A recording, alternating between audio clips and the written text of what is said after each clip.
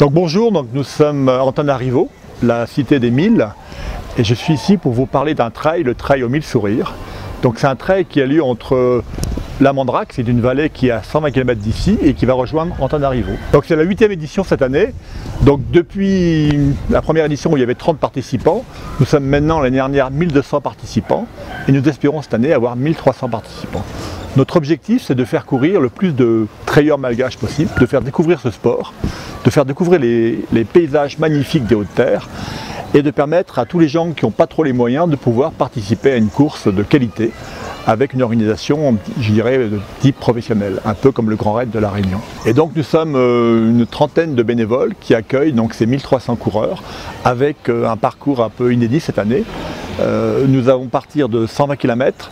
Les années précédentes, on faisait un aller-retour entre Mantachou et Tana, et cette année, de la Mandrake jusqu'ici, ça sera un aller sans retour. Donc l'UTOP est une course dans un trail particulier, c'est un trail à vocation sociale.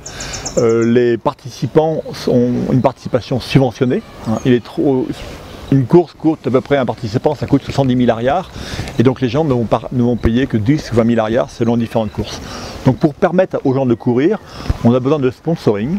Ce sponsoring est permis par des entreprises de la place.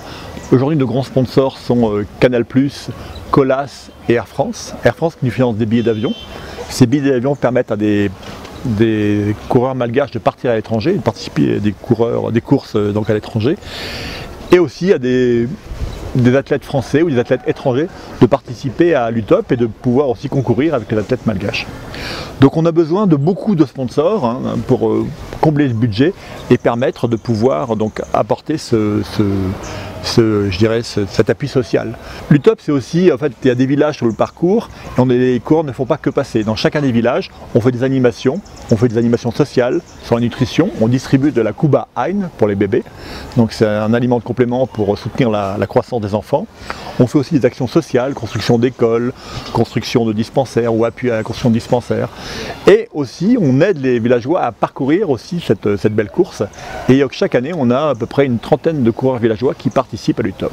Et il y a 2 ans, un coureur villageois a même gagné et est parti en France pour la première fois, donc à découvrir la France grâce à l'UTOP. Donc pour l'UTOP, on a aussi besoin, en plus des sponsors, de bénévoles.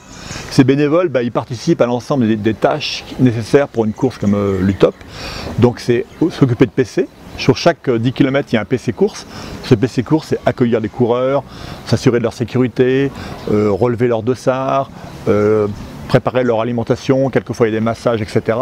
Et donc ça, on a aujourd'hui presque 12 PC courses sur l'ensemble de la course.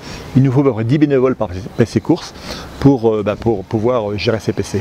Il faut aussi des gens un peu sur tout le parcours pour suivre un petit peu les points difficiles, etc.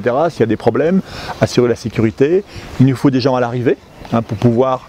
On a tout un village UTOP, donc ce village UTOP, il doit vivre avec la remise des médailles, la remise des prix, etc. Et tout ça, on a besoin de beaucoup de monde. Et on a aussi besoin de gens pour préparer la logistique avant, transporter le matériel dans les différents PC, tout organiser. Ça fait à peu près 300 personnes sur l'ensemble de la course qui seront mobilisées pour les 3 jours de l'UTOP.